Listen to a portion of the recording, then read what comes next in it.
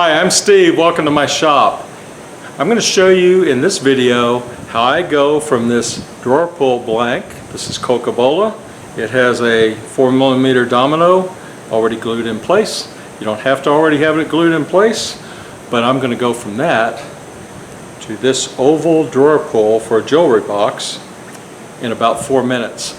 Once the first one comes off the machine, I'm hand working this, what's left, while the next one is in process. So on average, I'm under 4 minutes per drawer pull, which this is sanded to 120 grit, ready for final sanding and polishing.